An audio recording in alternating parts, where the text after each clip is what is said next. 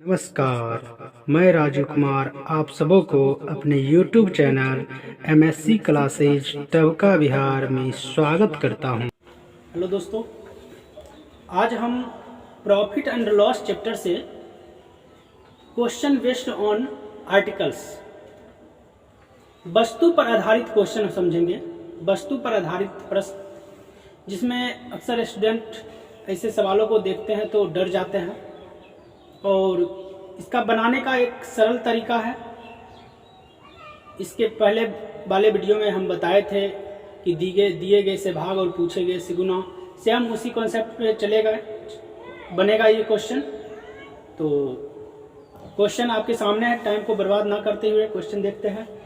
First number question कह रहा है कि एक विक्रेता कुछ चॉकलेट 7 रुपया में 4 की भाव से खरीदता है। एक विक्रेता कुछ चॉकलेट 7 रुपया में 4 की भाव से खरीदता है तथा सभी चॉकलेट 10% की लाभ पर बेच देता है, तो विक्रय मूल्य ज्ञात करना है। तो इसको हम बनाने के लिए हम लोग अक्सर जब इस प्रकार के क्वेश्चन देखते हैं, किसी का भाव पूछते हैं तो वो पहले रुपया बोलता है और बाद में वस्तु, और सबका अपना अपना आदत होता है। हमें भी एक आदत बनाना चाहिए कि पहले रुपया बोलना है, उसके बाद वस्तु।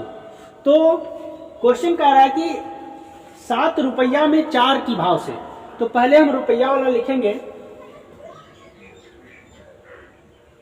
रुपया और यहां वस्तु। फर्स्ट नंबर है, कहता है 7 रुपया में 4 वस्तु। खरीदता है, सीपी हो गया, खरीदता है, और कहता है तथा सभी चॉकलेट 10% की लाभ पर बेच देता है।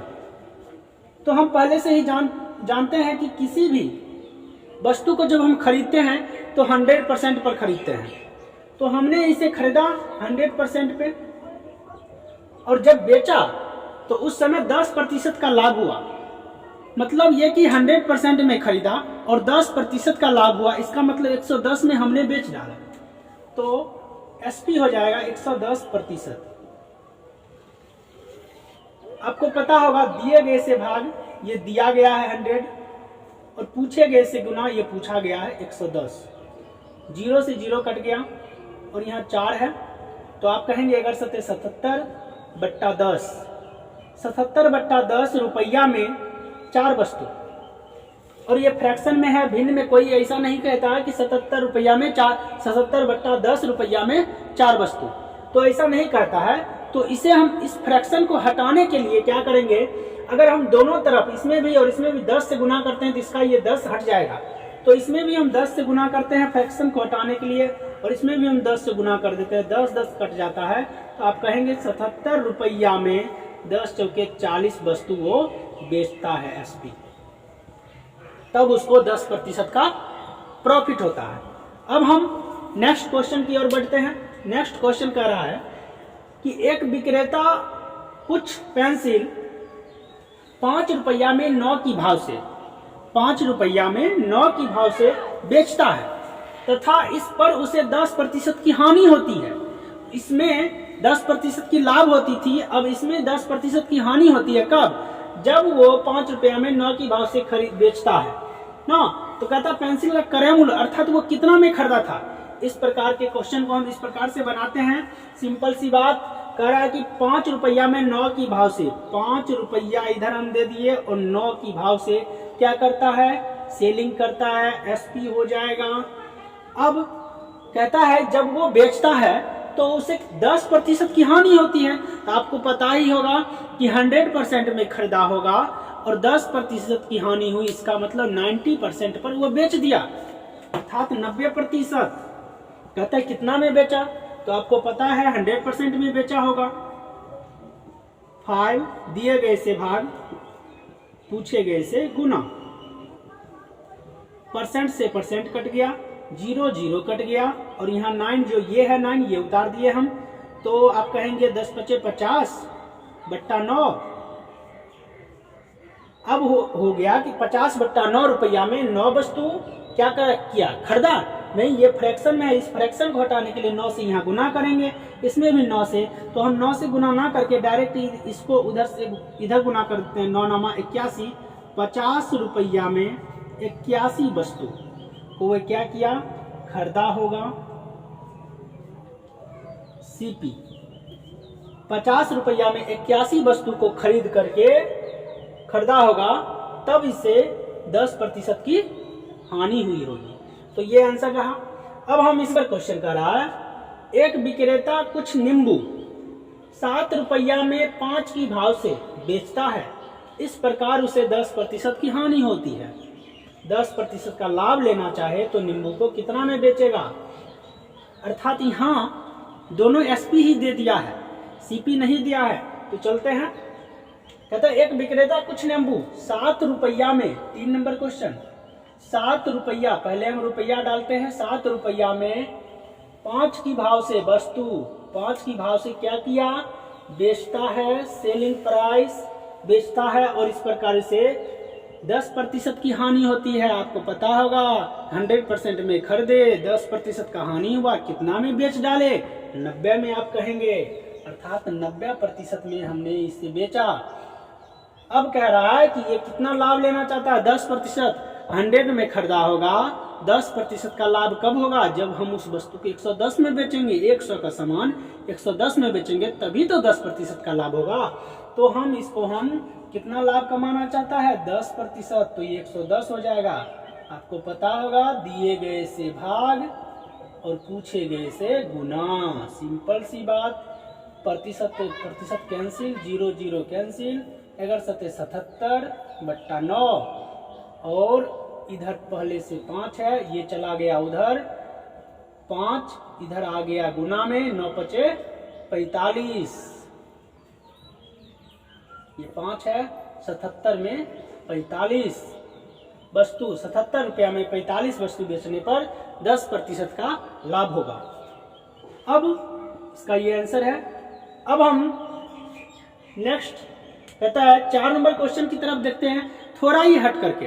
अभी तक हमने वस्तु को खरीदा और बेचा, अब हम इसमें कितना की भाव से खरीदा और कितना भाव में बेचा वो हम समझेंगे। थोड़ा चेंज है क्वेश्चन। कहता है कि 2 रुपया के 3 के भाव से केला खरीदा गया, 2 रुपया में 3 की भाव से खरीदा गया, सीपी खरीदा गया, और 3 रुपया में 2 के हिसाब से बेच दिया गया, 3 रुपया में 2 के हिसाब से बेच दिया गया। कहता बताएं लाभ प्रतिशत क्या है। तो इस प्रकार के क्वेश्चन में आप ध्यान रखेंगे कि हमको जो है किसी ना किसी को बराबर करना है, तो हम क्या करते हैं, रुपया वाले को बराबर करते हैं। तो रुपया वाले को बराबर किस प्रकार करेंगे, तो रुपया वाले को बराबर करने के लिए हम इसमें 3 से और इसमें 2 से गुना करेंगे तो बराबर हो जाएगा।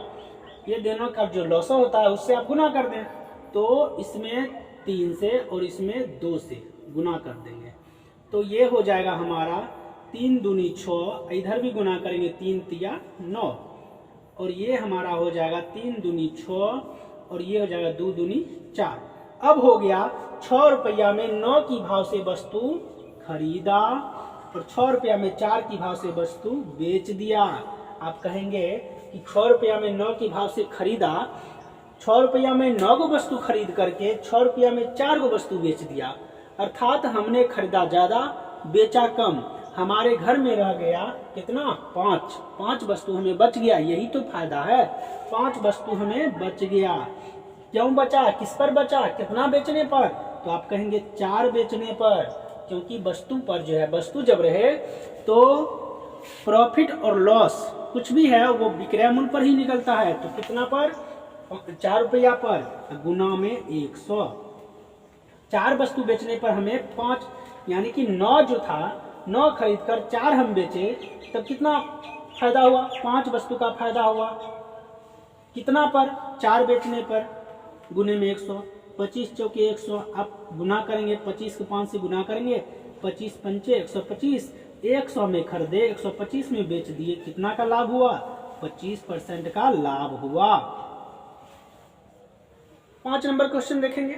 कहता है एक फल विक्रेता 5 रुपया के 3 की दर से संतरा खरीदता है। 5 रुपया में 3 की दर से संतरा क्या करता है, खरीदता है, सीपी हो गया। और 4 रुपया में 2 की भाव से बेच देता है। 4 रुपया में 2 की भाव से बेच देता है। आपको याद होगा इस तरह के क्वेश्चन में क्या किया जाता है, बराबर किया जाता है। तो हम इसको बराबर करते हैं, इसमें 4 से और इसमें 5 से गुना करते हैं। इसमें 4 से गुना करेंगे तो 20 और इधर 4 से गुना करेंगे 12 और इधर 5 से गुना करेंगे 20, इसमें 5 से गुना करेंगे 5 दूनी 10। इसमें हमने 4 से, इसमें हमने 5 से गुना किया। तो अब हम, ये हो गया सीपी, ये हो गया एसपी। 20 रुपए में 12 वस्तु खरीद कर 20 रुपया में 10 वस्तु बेच रहे हैं। लॉस हो रहा है, फायदा हो रहा है? तो आप कहेंगे फायदा हो रहा है, क्योंकि 12 वस्तु हमने खरीदा और 10 ही बेचा। 2 वस्तु का हमें प्रॉफिट हुआ, 2 वस्तु हमें बच गया, 2 वस्तु बच गया। कितना बेचने पर? आप कहेंगे 10 बेचने पर, गुना में 100, 0 0 कैंसिल, 10 दूनी 20% का लाभ होता है। ये परसेंटेज लाभ हो गया। यही इसका आंसर हुआ। अब इस प्रकार के क्वेश्चन आपसे एक भी क्वेश्चन इस प्रकार जो होगा नहीं छूटेगा। आज के लिए इतना ही, थैंक यू।